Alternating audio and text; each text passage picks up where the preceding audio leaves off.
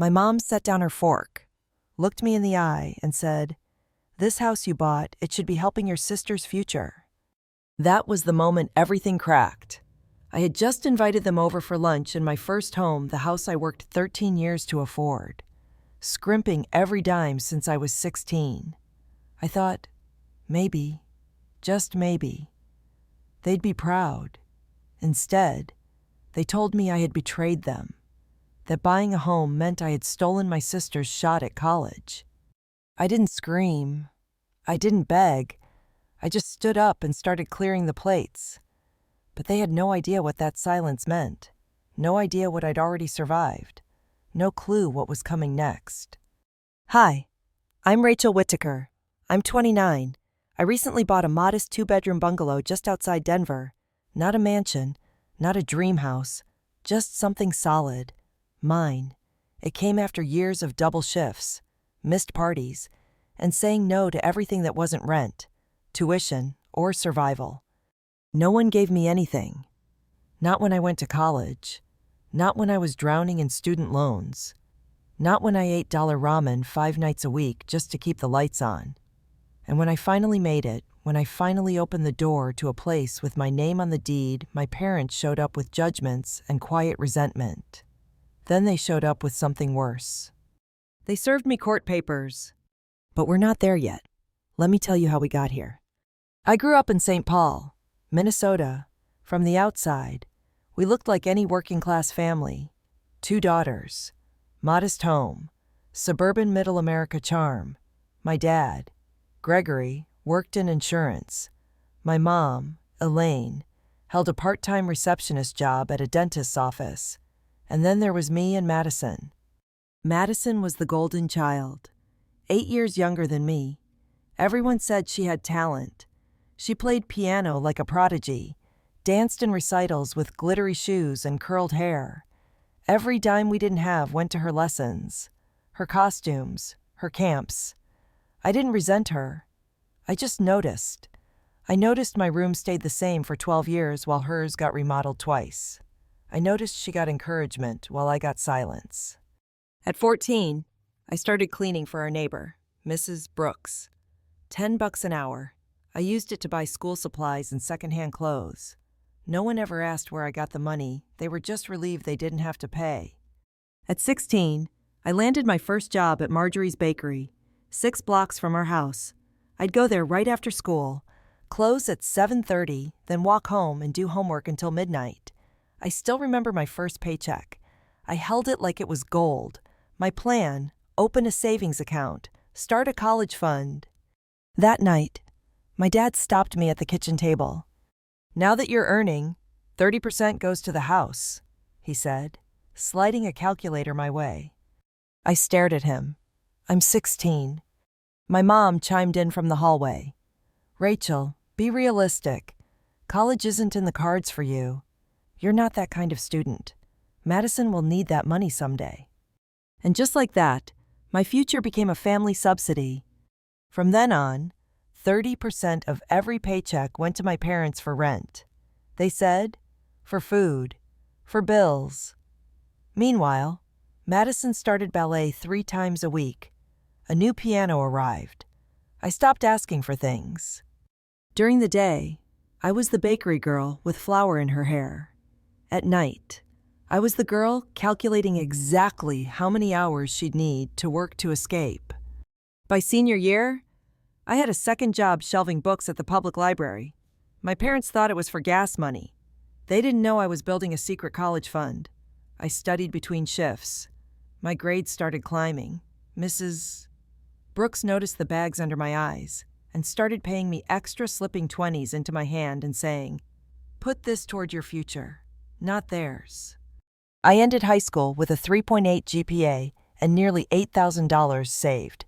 My guidance counselor helped me apply for scholarships. When my acceptance letter came from Colorado State, I didn't tell my parents right away. I knew what the reaction would be. When I finally shared the news, they didn't congratulate me. My dad muttered something about it being too expensive for what it is. My mom asked why I couldn't just keep working at the bakery. "Diane likes you," she said. "She might make you assistant manager." I want more than that, I replied. What I didn't say was, I want to stop being useful and start being someone. They asked how I planned to keep paying my share of the household. I told them the truth. I wasn't going to. I was leaving. I had scholarships and savings. I was going to make it on my own. The last few weeks before I left home were cold. No packed lunches. No hugs. Just silence. My parents didn't drive me to campus. I took the bus with 2 suitcases and a heart that had to carry its own weight. My roommate's parents set up her dorm with rugs and photo collages. I unpacked a thrift store comforter and a single-framed photo, me and Madison, when we were still kids, before expectations made strangers of us. That first night, I lay awake listening to her on the phone with her mom, crying because she missed home. I stared at the ceiling and realized something painful. I didn't miss home. I just missed the idea of one. That's how my journey started, not with a send-off, but with a silence so loud it echoed for years. And if you think that was the worst of it, just wait. College didn't feel like freedom at first. It felt like survival on hard mode. Even with the partial scholarship from CSU and the money I'd saved working since high school, tuition and room and board ate through my bank account in months. I got a server job at a diner near campus within my first week. 5 to 11 p.m., 5 nights a week. Weekends were double shifts. I'd head home with my feet blistered, change out of my grease-stained uniform, and open my textbooks like a ghost of myself. Most nights, dinner was a $1 cup of noodles, not because I was living some cute broke college life, but because that's all I could afford after rent and textbooks. I budgeted everything down to the last quarter, tracking my spending in a spreadsheet I updated nightly. I knew exactly how many hours I needed to work each week to not fall behind. I counted time like other people count calories meticulously and with quiet desperation. There were no calls from my parents asking how classes were going, no care packages, no, we're proud of you. But the silence always ended the same way a message about money. The fridge broke. Madison needs point shoes. The car repair set us back. At first, I sent what I could, $50 here, $100 there, telling myself it was for my sister, not for them. Madison was only 11 at the time. She didn't choose any of this. But every time I wired money home, it felt like I was patching a hole in someone else's boat while my own was leaking. During sophomore year, I picked up a second job as a teaching assistant for an intro finance course. The pay was low, but it helped. Plus, it looked good on my resume. I started to feel, for the first time, like I wasn't just working, I was building something. That's when I met Brianna. She became my new roommate after the first one moved out, complaining I was too intense. Brianna was also on scholarship. She worked weekends at a grocery store and studied in every spare moment. She didn't flinch when I stayed up until 3 a.m., under a flickering desk lamp, or when I ate peanut butter off a spoon because I couldn't afford bread. My parents help when they can, she told me once. But there are 5 of us. I'm the test run. At least they support you emotionally, I muttered. She looked at me, quiet for a second. Rachel, what your parents are doing, that's not normal. You know that, right? I didn't answer, not because I disagreed, but because I wasn't ready to say it out loud. Things got worse the more I succeeded. When I landed a paid summer internship at Meridian Financial after junior year, it felt like I was finally breathing above water. I wore business clothes instead of aprons. I sat in meetings where people asked my opinion. For the first time, I was treated like someone with potential. That summer job paid more in 3 months than I had made in an entire semester. I saved nearly every cent. It became the foundation of my post-college life, my emergency fund, my future. And right on cue, my parents called. Madison got into a prestigious music camp. My mom said, "It's $2,000. I had already sent money that year, for repairs, for costumes, for just a little help. Mom, I said carefully, I'm still paying down student loans. I just started this internship. I need to save. Silence. Then, sharp and familiar, I see. Now that you're successful, you think you're too good for your family. I didn't respond. There was nothing left to say. I graduated with a degree in finance and a minor in business administration. My GPA was 3.7, cum laude. No one from my family came to the ceremony. Madison wanted to, but my parents couldn't make it. The school was a 3-hour drive. Michael, my supervisor from the internship, offered me a full-time role at Meridian Financial. Starting salary $50,000. After years of counting every penny, it felt like a fortune. Most people my age moved into trendy apartments with quartz countertops and rooftop views. I rented a studio 45 minutes from downtown. Small kitchen, secondhand couch. Rent was low. My emergency fund grew. I built a 5-year plan. Year 1, emergency savings. Year 2 and 3, crush my student loans. Year 4, down payment fund. Year 5, buy a house. I didn't travel. I didn't shop. I brown-bagged lunch every day and took the bus to work. People laughed when I said no to group trips or happy hours. But I wasn't just saying no. I was saying yes to something they didn't understand yet. Freedom. Meanwhile, my parents called when they needed something. Always when they needed something. It was never "how are you?" It was always "we need help." I stopped picking up right away. I started screening their messages. I started putting up walls. One day, my dad called about Madison's college tuition. She got into Bardwell Conservatory. He said, "It's $40,000 a year. You've got a good job now. We need to know how much you can contribute." I felt my stomach twist. That's $160,000 over 4 years. "You make good money," he said. "You could take out a loan. That's what family does." I almost laughed. No one helped me. I put myself through college working 2 jobs. I can't afford to do that for someone else. "You were always independent," he said, with something between resentment and pride. No, I was never given a choice. What came next wasn't a conversation. It was a shift. They didn't ask anymore. They expected. When I bought my house after 5 years of saving, budgeting, and sacrifice, I thought the war was over. But I didn't realize. To them, my home wasn't a reward. It was a resource, a vault, a threat to their control. And soon, they'd come for it. I still remember the sound the key made when it turned in the lock. It clicked like closure, like proof that all those late nights and skipped meals had meant something. I stepped into the living room and just stood there. No furniture, no noise. Just me in a house I bought entirely on my own. The walls were plain. The kitchen was outdated, but none of that mattered. This house was mine, not a rental, not a dorm, not a temporary fix. For the first time, I had space that no one else could claim, a space where I didn't owe anyone anything. I didn't cry right away. I just stood in the middle of the empty room, absorbing the silence. And then I did cry. Not because I was overwhelmed, but because for once in my life, I felt safe. I felt rooted. Like maybe, just maybe, I could start living instead of surviving. A week later, I invited my family over. Part of me hoped this would be a turning point. That maybe. Seeing the house I worked so hard for would help them understand. Maybe they'd see the real me, not just the utility version. Maybe they'd finally be proud. They showed up on a Saturday afternoon. My dad stepped out of the car, looked at the house, and the first thing he said was, "It's smaller than I imagined." I bit my tongue. It's perfect for me.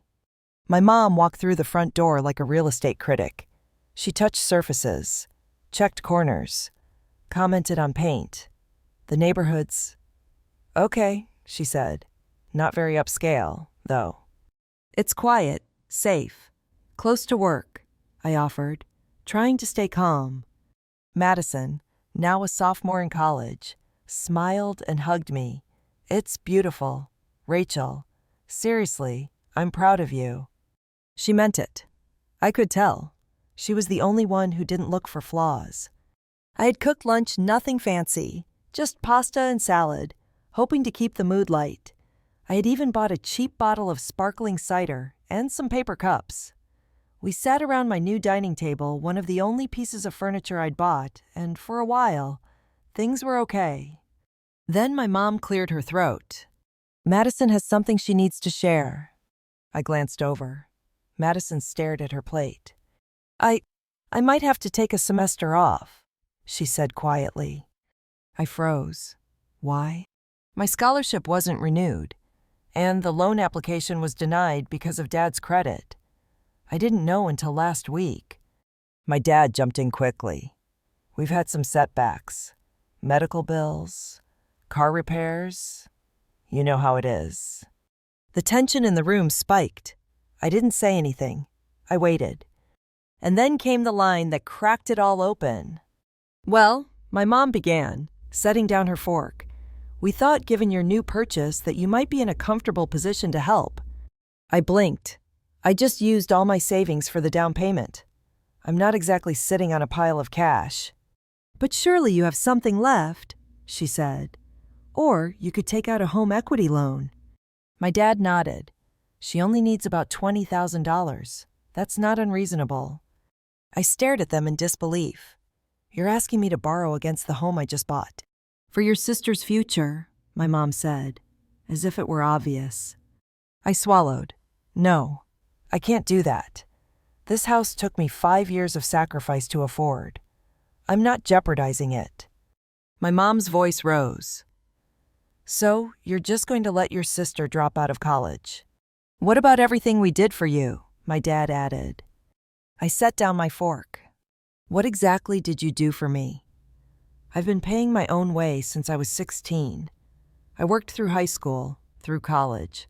I sent money when you asked.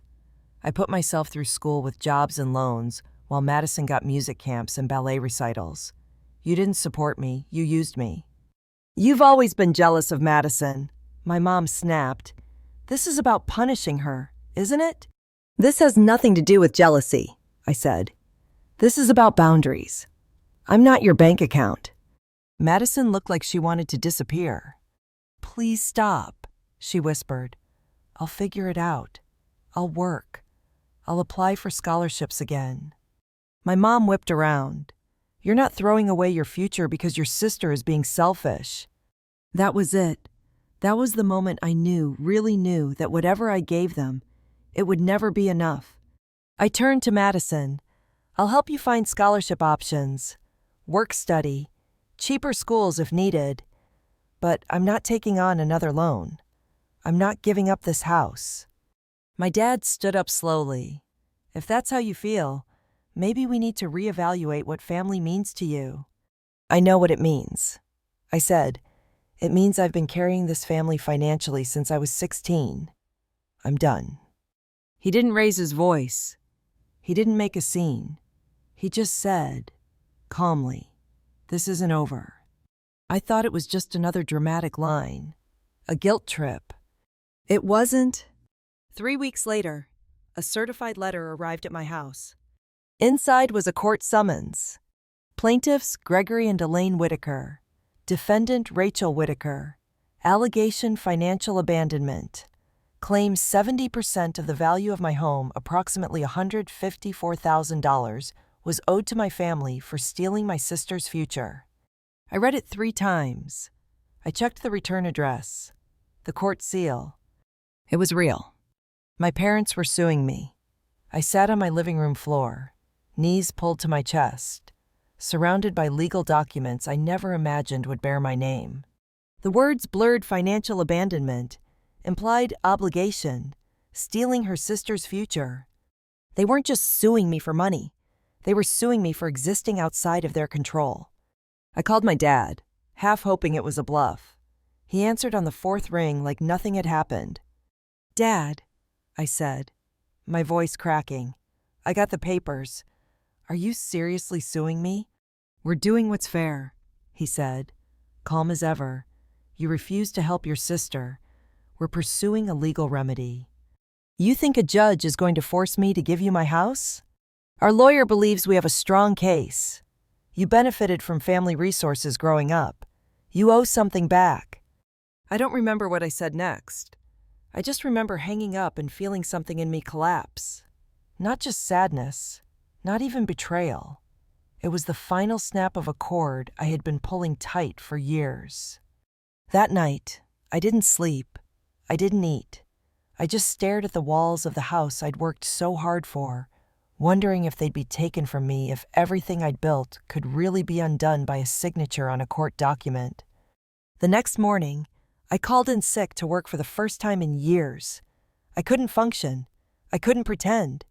I needed help. I called Jessica Brianna. Actually, but by now she felt more like a sister than my own blood. Within an hour, she showed up at my door with a bottle of wine, legal pads, and 3 hours of her Saturday to give. "They can't do this," she said, flipping through the papers. "There's no legal basis here. They can't just claim a portion of your house because they think you owe them." "But it's still real," I whispered. "I still have to fight it." She looked me straight in the eyes. "Then we fight." That Monday, I scheduled a consultation with Linda Cohen, a local family law attorney. Her office was warm, filled with plants and framed photos of her dog. She shook my hand firmly and listened without judgment as I explained everything from the 30% paycheck rule to the scholarships to the housewarming lunch turned ambush. After reviewing the documents, she looked up at me and said something I didn't know I needed to hear. "Rachel, this is not normal. This is financial abuse. And it's not your fault." I exhaled so hard, I almost choked. "The good news," she continued, "is their case has no real legal standing. There's no law that says adult children must fund their siblings' education, no matter how much guilt is applied." "But I still have to respond," I said. "I still have to go to court." "Yes," she said gently, "and we'll make sure you're ready." The next few weeks were a blur of paperwork, emails, document gathering, and emotional landmines. Linda had me pull everything. Tax returns showing I hadn't been a dependent since 18.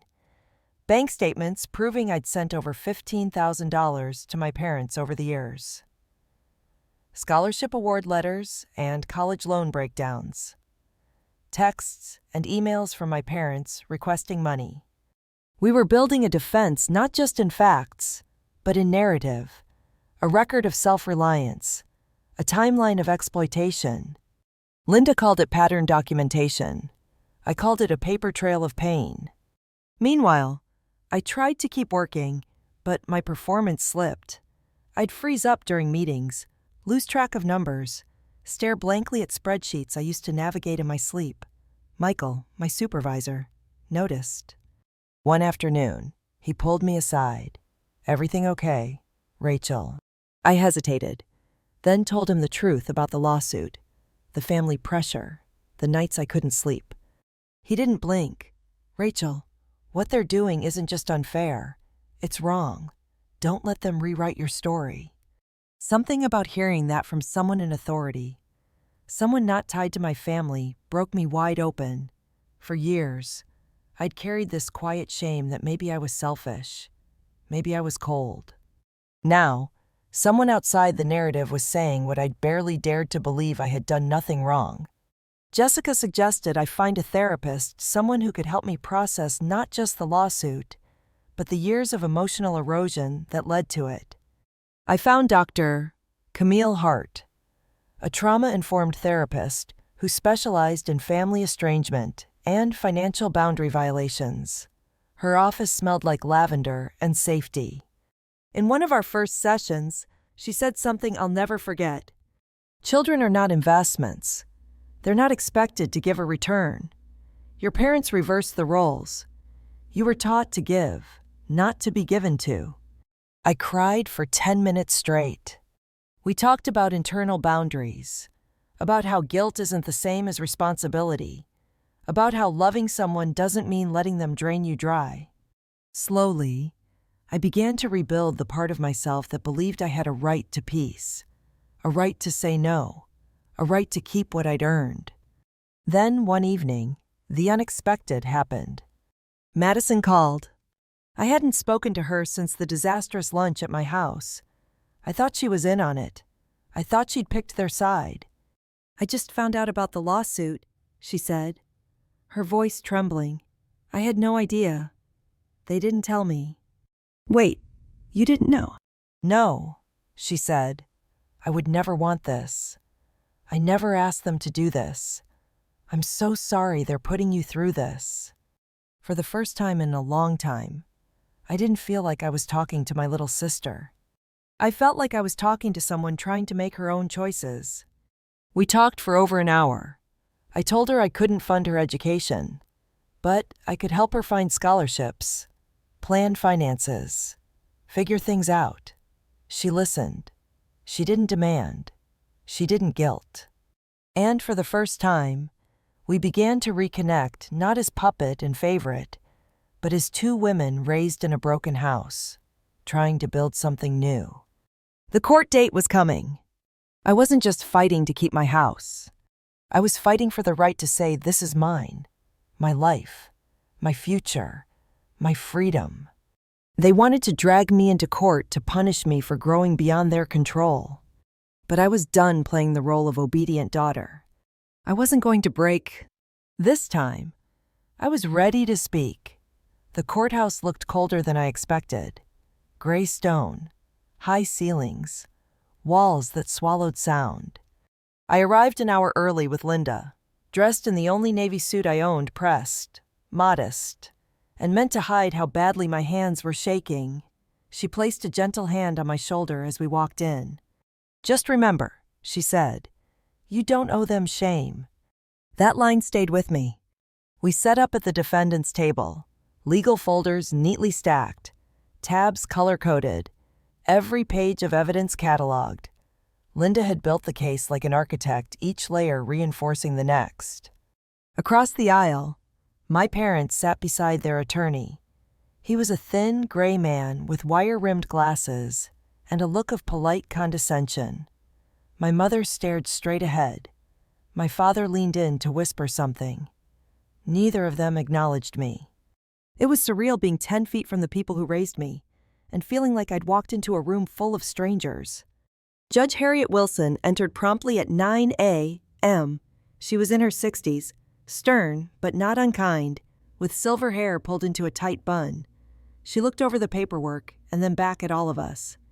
"I've presided over a lot of unusual family cases," she said, "but this is a first." Her tone was dry, but sharp enough to sting. She turned to my parents' lawyer. "You're suing your daughter for 70% of her home's value. Please explain the legal basis." He stood and launched into what I could only describe as a performance talking about implied contracts, moral obligations, ungrateful children. He used phrases like emotional investment and long-term family support, trying to frame me as someone who had been lifted by the generosity of her parents and had now turned her back on them. I felt myself clench, not in anger, but in disbelief. It was like listening to someone narrate a story I'd never lived. Linda waited, calm and composed. When it was her turn, she stood and spoke with clarity that sliced through the noise. "Your Honor, the law is clear. Parents have a legal duty to support their children while they're minors. That duty does not extend into adulthood, and it absolutely does not entitle them to a share of an adult child's personal property." She laid out the documentation. My tax returns proving I hadn't been a dependent since 18. Bank statements showing I'd sent over $15,000 in voluntary support. Financial records proving I had paid for my entire education without help. Texts and emails requesting money that I had already provided. The plaintiff's argument, she said, relies entirely on guilt, not legality. The judge reviewed the documents carefully. "Mr. and Mrs. Whitaker, were you aware your daughter provided over $15,000 in financial support after turning 18? My father shifted uncomfortably. "That was gifts. That has nothing to do with this." Judge Wilson raised an eyebrow.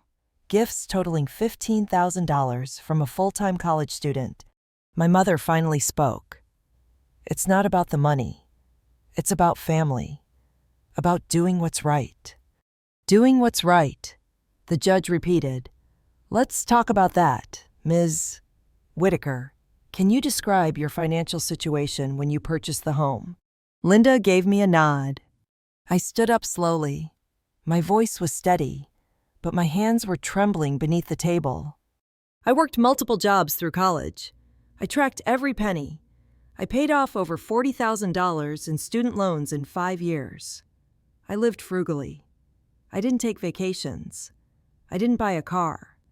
I saved aggressively so I could afford a down payment. That house isn't luxury. It's the result of years of sacrifice.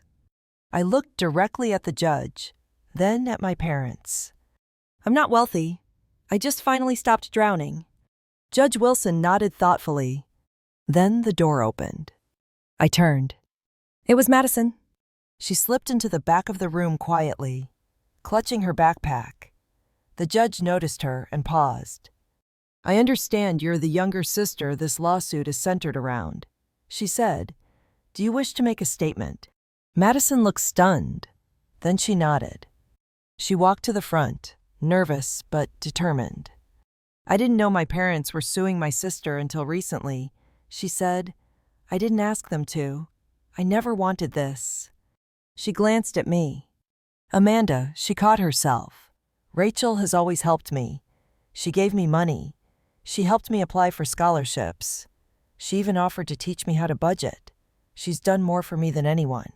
I don't want her house. I don't want her to suffer because of me. She stepped back, eyes glassy but unbroken. The silence in the courtroom was heavier than before. Finally, the judge leaned forward. I have reviewed the evidence, listened to the testimony, and considered the nature of this case. There is no legal merit to the plaintiff's claim. There is no enforceable obligation. This lawsuit is, frankly, a misuse of the court system. She turned to my parents. You are entitled to love from your child, not ownership. What you've done is punitive and rooted in resentment, not law. Case dismissed. And then, like some final blow she couldn't help but deliver, she added, the plaintiff will be responsible for the defendant's legal fees. This was not just meritless, it was exploitative. The gavel came down. It was over. As the courtroom cleared, my parents didn't say a word to me. My dad walked out first. My mom followed, her shoulders stiff. They didn't look back. Madison stayed. She walked up and hugged me so tightly I didn't know what to do. I'm sorry, she whispered. I know, I said. Linda began gathering our folders. Her voice was gentle. You just set a boundary that will echo for the rest of your life. She wasn't wrong. That day in court wasn't just a legal win. It was a declaration that I was no longer someone to be taken from. I was someone who belonged to herself. You'd think I'd walk out of that courtroom feeling triumphant, relieved, vindicated. And in a way, I did. But mostly, I felt hollow. I didn't go out to celebrate. I didn't pop champagne. I didn't even go back to work that day. I went home, closed the door behind me, and just sat on the floor of the living room, the same floor where I'd once dreamed about finally being free. That day, it felt like a battlefield. Because even though I'd won legally, publicly, definitively, I had also lost something I'd never get back. There was no coming back from this, not with my parents. The lawsuit didn't cause that distance. It just exposed it, made it undeniable. And maybe that was the point. Dr. Hart, my therapist said something that stuck with me. Grieving the parents you wish you had is still grief. I had spent my entire life trying to earn something that was never mine, to claim approval, affection, the bare minimum of unconditional love. I kept believing that if I worked hard enough, achieved enough, gave enough, they'd see me. But they didn't. And now, they wouldn't. I took a week off work. I needed silence. Not the kind I grew up with, the kind that made me feel invisible. But real silence. Healing silence. I walked a lot. I cooked simple meals. I painted the guest room. I planted tulips in the backyard. Every action was small, but deliberate. I was rebuilding. Madison called every few days.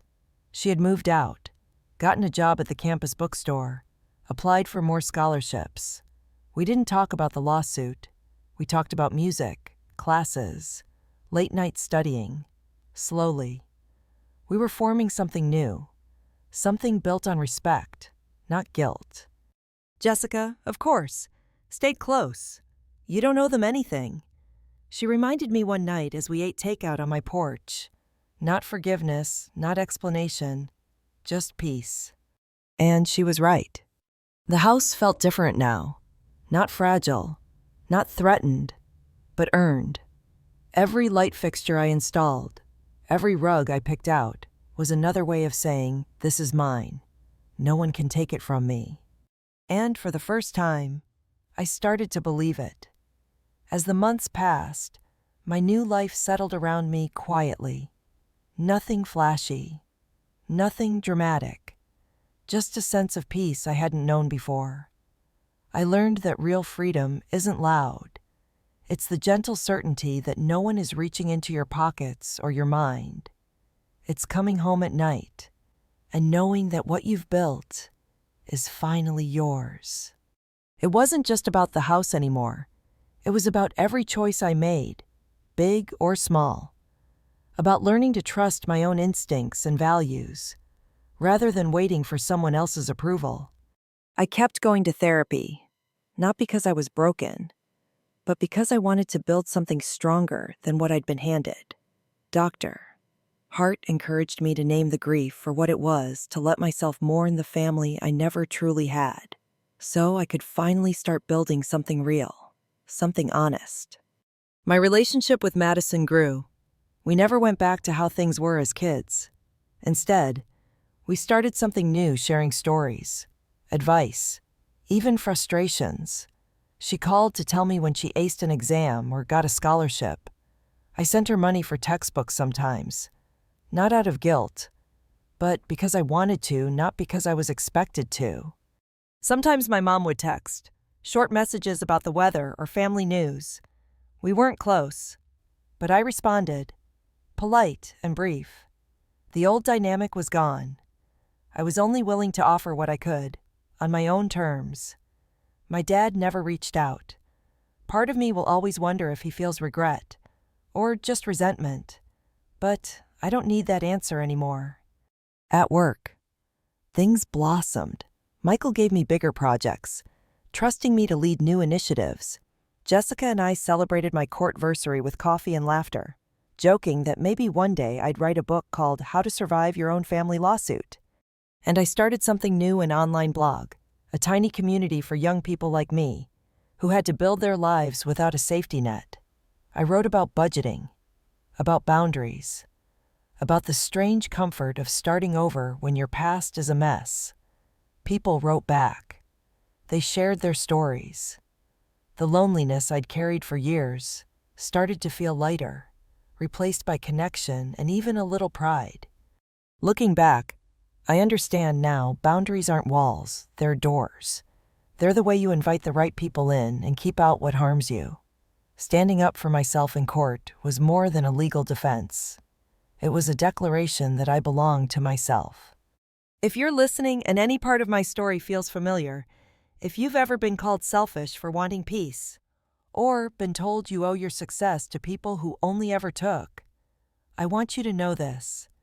You're allowed to draw a line. You're allowed to start again. You're allowed to keep what you've earned.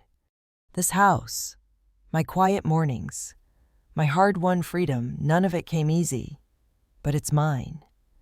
And now, I get to decide what comes next. Maybe you're at the beginning of your journey, or maybe you're halfway through. Either way, I hope you'll remember, you deserve more than survival. You deserve a life that's truly your own. Thank you for hearing my story. If you made it this far, leave a comment and tell me, what would you fight for?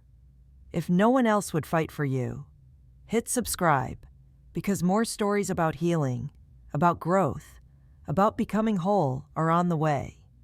Take care. You're not alone.